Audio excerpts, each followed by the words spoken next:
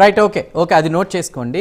Right, Mastan రావు గారు, ఇప్పుడు ఏదైతే నిరసనలు ఇవన్నీ జరుగుతున్నాయో దీనికి సంబంధించి కూడా అసాంఘిక శక్తులు ఉన్నాయి, ఇవన్నీ కూడా అంటున్నారు. ఇంటెలిజెన్స్ వైఫల్యం కూడా అంటే నిరూపించే ప్రయత్నం చేయట్లేదు అనే దానికంటే కూడా ఇరుపక్షాలు ఆడుతున్న మైండ్ గేమ్గా కూడా చూడొచ్చా? ఎలక్షన్స్ ఇలాంటివి ఏమైనా ఉన్నప్పుడే ఈ డిఎస్సి గురించి టాపిక్ అది రావడం నిజంగా ఎవరైతే అభ్యర్థులకు న్యాయం జరిగే అవకాశం ఉందా లేదా అన్న ప్రశ్నకి ఎలా చూడాలంట?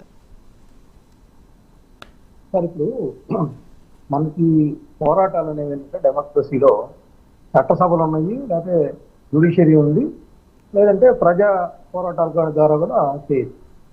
ఇక్కడ సంఘ విద్రోహ శక్తులు ఉంటే అక్కడ ఢిల్లీలో చేసినప్పుడు కూడా కాక్రోచ్ జనతా పార్టీకి సంబంధించి ఏ విధంగా ఇప్పుడు వెరిఫై చేస్తా ఉన్నారు. అక్కడ కూడా ఇంటెలిజెన్స్ వైఫల్యం కనపడింది.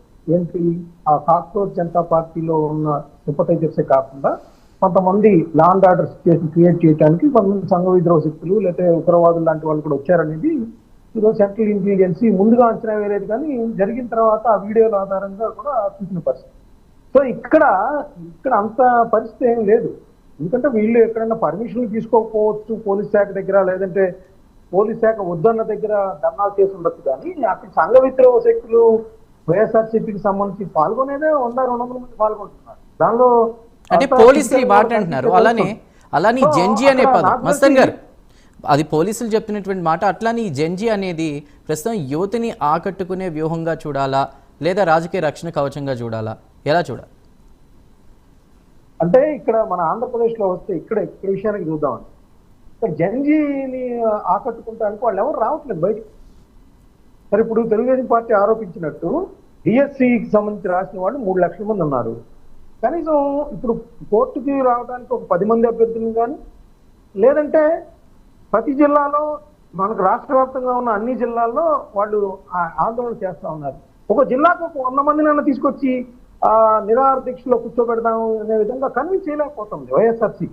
సో అదే తెలుగుదేశం పార్టీ ఆ ఆయుధంగా మార్చుతుంది.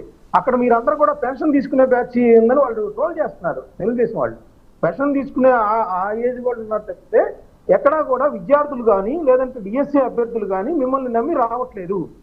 మీరు ఎందుకు చేస్తున్నారు ఉద్యమం అని చెప్పేసి ఈరోజు తెలుగుదేశం పార్టీ సోషల్ మీడియాలో ట్రోల్ చేయడానికి కారణం ఏంటంటే డిఎస్సీ అభ్యర్థులు కానీ లేదంటే యూత్ కానీ నిరుద్యోగులు కానీ. ఎందుకంటే ఇది నాట్ ఓన్లీ డిఎస్సీ 2025 అవసరాలే కాదండి. వైఎస్ఆర్సీపీ పిలుపు చూస్తే మీకు జెంజీ అని చెప్పేసి నిరుద్యోగ యువతకి వీళ్ళు 3,000 ఇస్తా అన్నారు, అది ఇవ్వలేదు. అదేవిధంగా రాష్ట్రంలో ఉన్న ఉద్యోగాలను భర్తీ చేస్తా ఉన్నారు, అది చేయట్లేదు. అదేవిధంగా ఫీజు రియంబర్స్మెంట్ కి సంబంధించి 9,000 కోట్ల రూపాయలు బకాయి ఉన్నారు, ఇవన్నీ కూడా జగన్ గారు చెప్తా ఉన్నారు.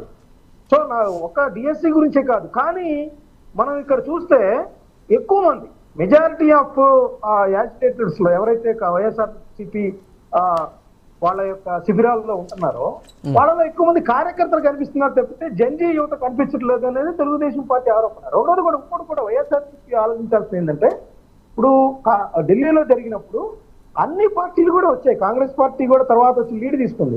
ఇక్కడ వైఎస్ఆర్సీపీకి సపోర్ట్ గా సాధారణంగా ఏంటంటే కమ్యూనిస్ట్ పార్టీకి సంబంధించి ఎస్ఎఫ్ఐ, ఏఎస్ఎఫ్, పీడిఎస్ వీళ్ళు కూడా ఉంటారు. డిఎస్సీలో నిజంగా అవకతవకలు జరిగితే వాళ్ళు కూడా వీళ్ళతో పాటు వచ్చి అనేక సందర్భాల్లో వైఎస్ఆర్సీపీతో పాటు కలిసి ఉద్యమించిన పరిస్థితి కూడా ఉంది. వాళ్ళు ఎవరు కనపడుతున్నారు ఎక్కడ కూడా యువత కానీ లేదా డిఎస్సీ అభ్యర్థులు కానీ భాగస్వామ్యం ఇప్పుడు తెలుగుదేశం పార్టీ ఆ ప్రధాన ఆరోపణగా ఉంది. దాన్ని ఏ విధంగా వైఎస్ఆర్సీపీ రానున్న కాలంలో అధిగమిస్తుంది?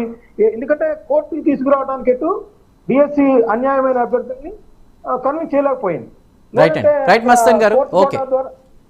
ముగింపు వ్యాఖ్యలు మీరేం చెప్తారు సార్? ఇప్పుడు ఈ మా ఉద్యమాలన్నీ కూడా ఇప్పుడు మస్తాన్రావు గారు చెప్పారు, నాట్ ఓన్లీ డిఎస్సితో పాటు నిరుద్యోగ వృత్తి అనేటువంటిది ఏదైతే వచ్చిన 100 రోజుల్లోనే లోకేష్ గారు చెప్పారు, మేము అధికారంలో చేపట్టినటువంటి 100 రోజుల్లోనే మీకు నిరుద్యోగ వృత్తి ప్రతి నిరుద్యోగం ఇస్తాము అని చెప్పారు. అదేవిధంగా 20 లక్షల ఉద్యోగాలు ఇస్తామని చెప్పారు.